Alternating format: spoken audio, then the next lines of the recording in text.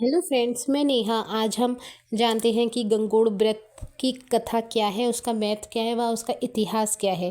गंगोड़ व्रत राजस्थान समेत उत्तर भारत का मुख्य पर्व है।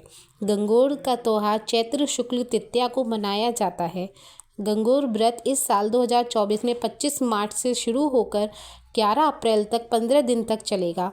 गंगोर व्रत सधवा स्त्रियां रखती हैं। कहा जाता है कि इसी दिन भगवान शंकर ने अपनी अर्धांगिनी पार्वती को तथा पार्वती ने तमाम स्त्रियों को सौभाग्य का वर दिया था। गंगोर पूजन के समय गौर बनाकर उस पर चूड़ी, महावर, सिंदूर चढ़ाने का विशेष फल है। चंदन, अक्षत, धूप, दीप, नैवेद्य से पूजन करने, सुहाग सामग्री चढ़ाने तथा भोग लगाने का नियम है। ये व्रत रखने वाली स्त्रियों को गौड़ पर चढ़े सिंदूर को अपनी मांग में लगाना चाहिए। इसका महत्व क्या है? शिव पार्वती पूजन का ये महत्वपूर्ण त्योहार है। लगभग संपूर्ण उत्तर भारत में गंगोर का पर्व मनाया जाता है। इस पर्व में सभी विवाहित और कुंवारी कन्याएं व्रत रखकर विधि विधान के साथ शिव पार्वती जी का पूजन कर अपने दीर्घायु सुहाग की कामना करती हैं।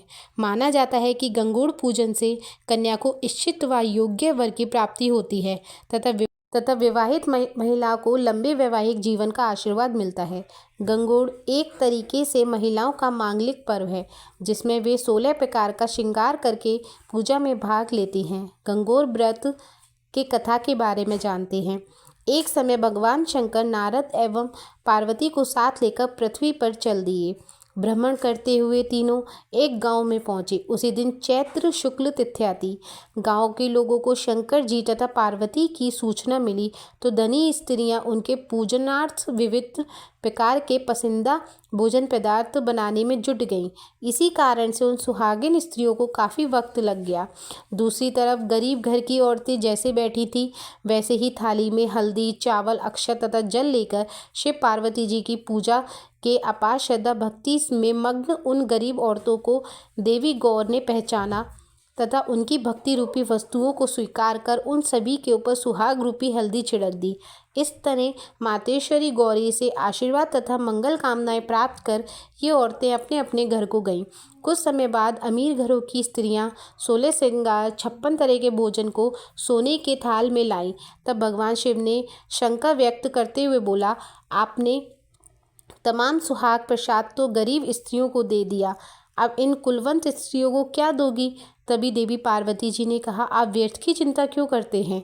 उन्हें केवल ऊपरी पदार्थों से निर्मित रस दिया है, इसलिए उनका सुहाग धोती से रहेगा, परंतु उन लोगों को मैं मेरी उंगली को चीरकर खून का सुहाग रस दूंगी, जो मेरे समान सौभाग्यशाली बन जाएंगी।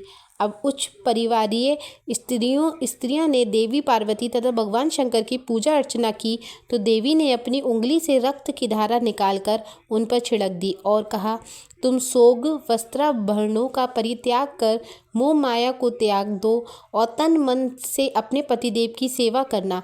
इससे तुम्हें मेरी तरह अखंड सौभाग्य की प्राप्ति होगी। गौरी का ये आशीष वचन सुनकर उन स्त्रियों ने उन्हें प्रणाम किया तथा अपने अपने घर को चल दी तथा अपने पति की सेवा में लग गईं। देवी का छिड़का जिस पर जैसा गिरा उन्हें वैसा ही सौभाग्य प्राप्त हुआ। तत्पश्चात देवी गौरी ने शिव की आज्ञा से नदी में स्नान किया, मिट्टी के गण अर्थात महादेव की मूर्ति बनाकर उनकी सेवा की, पूजन कर भोग लगाया तथा प्रदक्षिणा कर के बालू के 2 कणों को प्रसाद निमित्त खाकर पार्वती ने मस्तक पे तिलक लगाया। उसी वक्त पार्थिव लिंग से भगवान शंकर प्रकट हुए तथा गौरी को वरदान दिया, आज के दिन जो सुहागन स्त्री तेरा व्रत कर पूजन करेंगी उनके प्रति चिरंजीवी रहेंगे तथा उन्हें मोक्ष की प्राप्ति होगी। पार्थिव शिव ये आशीष देकर अंतर ध्यान हो गए। इसके बाद पार्वती ने नदी के तट से चलकर उस स्थान पर आई जहाँ पर शिवजी तथा नारद मुनि को छोड़कर गई थी। शिवजी ने पार्वती को देरी से आने का कारण पूछा तो पार्वती बोली, मेरे भाई और भौजाई नदी तट पर मिल गए थे।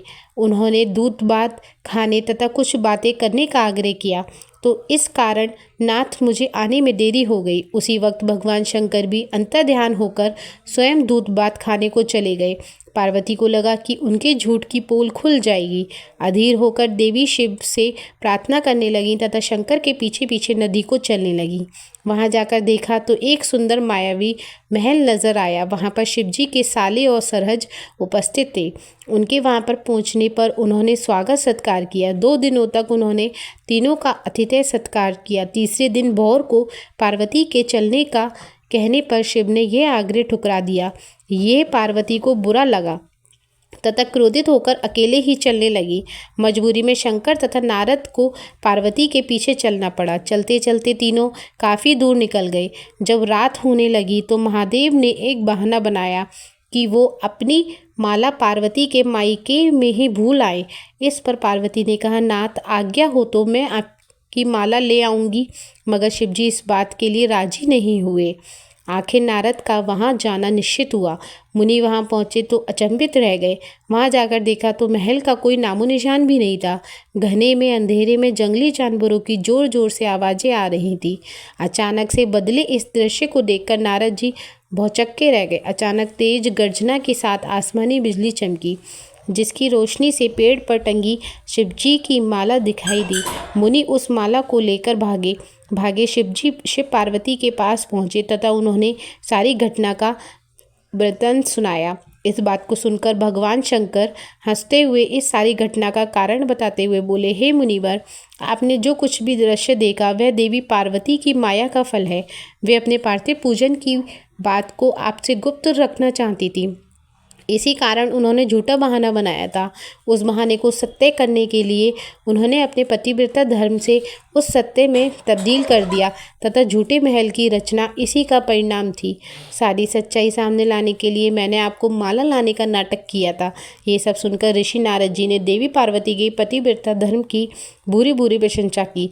जहाँ तक उनके गौर पूजन की बात छिपाने का सवाल है, वो भी सही ही प्रतीत होता है, क्योंकि ये पूजा छिपकर ही करनी चाहिए। मेरा ये आशीर्वाद है कि जो स्त्री इस दिन चुपके से अपने पति के पूजन का कार्य करेगी, उनकी कृपा से समस्त मनोकामनाएं पूर्ण होंगी तथा उनके पति चिरंजीवी होंगे।